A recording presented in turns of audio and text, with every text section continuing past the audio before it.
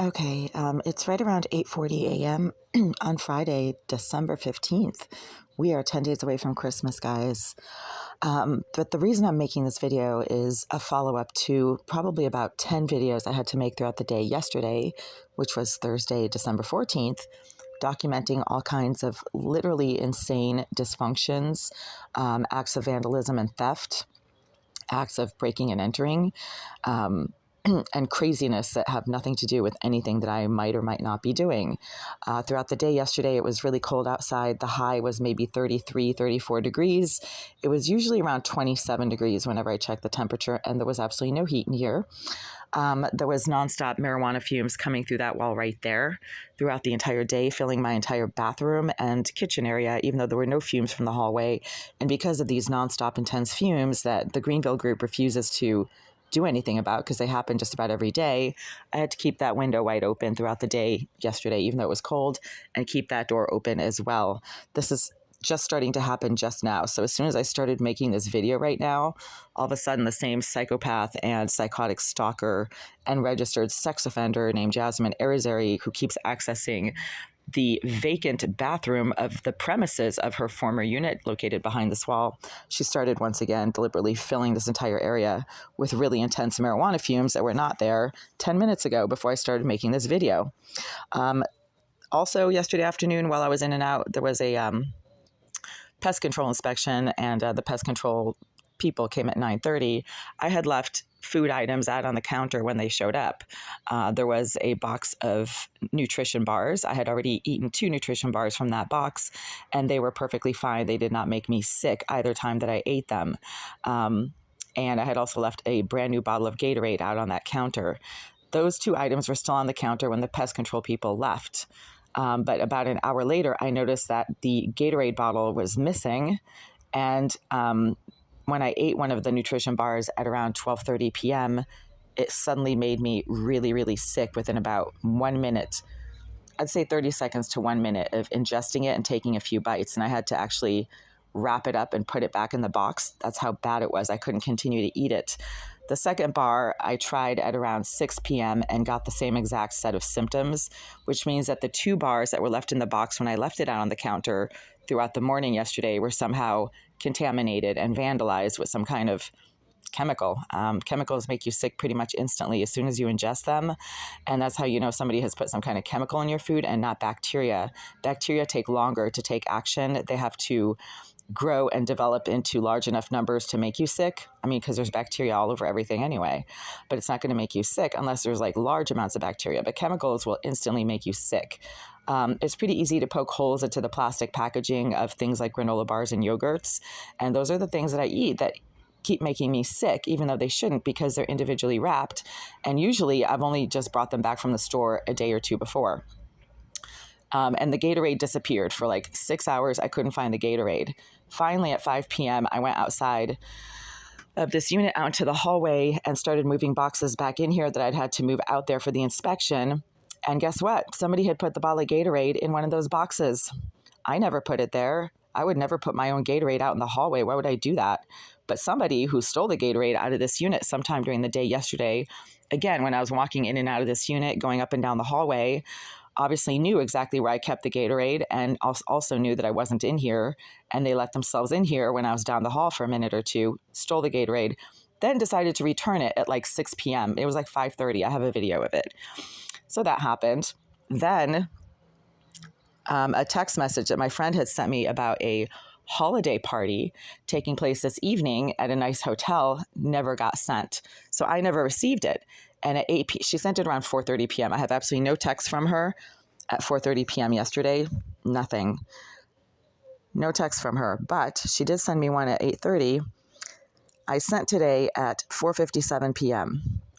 And I'm like, yeah, didn't get it. I had responded about having to work and then work on, yeah, I never got her text. And she's like, it's tomorrow. Yeah, see, there's a Christmas. Okay. So a text message that my friend had sent me at 5 p.m. yesterday never made it to my phone. It was about a party that's taking place this evening. And when she resent it to me, the psychopath who likes to sit in the bathroom behind this wall suddenly started getting really agitated, making some noises behind this wall and filling this entire corner once again with really intense, overpowering marijuana fumes. She sits in that bathroom or somewhere around that bathroom, and that's why the marijuana fumes always concentrate in that corner right there, and they fill my entire bathroom. My bathroom shares 2 walls with Unit 78, and Unit 78's bathroom shares 1 wall with this kitchen area. So whoever keeps filling my bathroom with marijuana fumes is usually sitting behind one of the walls of my bathroom that also shares wall space with this kitchen area. She does this for attention, the psychopath, not my friend. The psychopath is desperate for attention. She's mentally disturbed, and so mentally disturbed that she doesn't seem to ever leave this building. She's constantly accessing the vacant premises of her former unit that the Greenville group seemed to be very courteously, deliberately leaving vacant for her. Unit 78 has been vacant and empty for 14 months now, even though it has its own bathroom. Nobody has lived in there except for the maintenance manager, Jorge, who stayed there a few days a week this past summer during the month of August. I don't think he's been in there since then. I haven't seen him since August, haven't heard him since August. Usually he was kind of loud when he would take showers. I knew he was in there. I mean, I didn't have a problem with that. He's a nice guy. But my point is that unit has been vacant and empty for months and months and months, because the Greenville group is not renting it for some strange reason. And then a pair of headphones last night when I was getting ready to prepare for today, except to be at work, a pair of headphones that I had, zipped up into this pouch in its own individual plastic bag months ago, disappeared from this pouch. It has a zipper, and I usually keep it at the bottom of my tote bag, which is over there.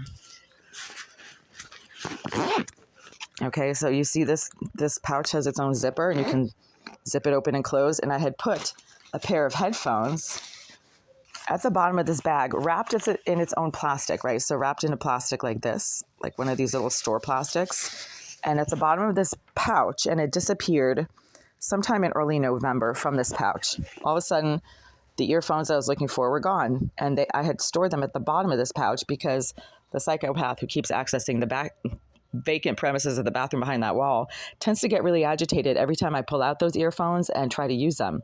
She seems to have a problem with earphones. I don't know what her deal is. Either it prevents her from being able to hear things that I say or do on my phone, or, she has an ear fetish. I don't know what the deal is. She's also a registered sex offender, so that could be part of the problem. But those earphones disappeared from this zipped pouch that I keep in pretty much the bottom of my tote bag constantly, all the time. It's always at the bottom. It's never at the top because I don't really use it that much. The earphones suddenly reappeared yesterday evening. Once again, she must have gotten in here at some point yesterday evening in a bag where I keep all of my daily toiletries, right? So this bag right here, I keep my stuff like, vitamins, baby powder. I use these items every single day. And had the earphones been kept in this bag by me, I would have noticed them right away, right? If I'm the one who had put the earphones back in this bag, because I use the items in this bag every single day, I would have noticed that the earphones had somehow migrated from this pouch to this bag, even though there's no reason for them to have migrated, because I would never keep my earphones in a bag where I put wet items such as toothpaste tubes and, mouthwash. I would never put an electronic related accessory like earphones in a bag where things could spill, such as mouthwash, baby powder, things get messy in here. Why would I put a pair of earphones in this bag? But that's where I found the earphones yesterday afternoon, right around the same time that the bottle of Gatorade suddenly showed back up again in a box outside my door in the hallway after having gone missing for 6 hours, and I didn't see it anywhere. It was just gone, and I had left it on the counter in the morning. So, things mysteriously disappear and reappear in this unit not because, I don't remember where I put things. My memory is excellent. I had it tested about 8 years ago, and I'm in the 99.99th percentile from memory index. That was part of my PhD program training, and my memory is excellent. I know exactly where I put things, and I don't change the location. Once I pick a spot for an item, that's where I keep it because that makes the most sense to me, and it works for me. However, again, there's a very mentally disturbed psychotic stalker and psychopath who's also a registered sex offender named Jasmine Irizarry, who the Greenville group are sponsoring in this building. They refuse to move her to a more appropriate facility. See, Here are the headphones, right? So I had them wrapped up in a independent plastic bag that was taped up, and I put that bag in the bottom of this pouch sometime at the end of October. Sometime in early November, I noticed that the earphones were completely missing from this pouch. They were gone. Went through everything in the pouch. The earphones were gone. Went through all of my other stuff in my tote bag. Earphones were gone. Looked all over, even under the bed, they were gone. But again, yesterday afternoon, they mysteriously, suddenly reappeared in this bag where I keep all of my daily toiletry items, such as baby powder, toothpaste, mouthwash, lotion. I would never put an electronic accessory in a bag where there's items that can spill and get messy. So whoever put these earphones back into this toiletry bag did it yesterday afternoon, and did it knowing that I would know that, this had just been returned. I'm not the one who put them there. So there we go. I mean, at least they return the items, right? But that's how you know you're dealing with a psychopath, because they play mind games with people.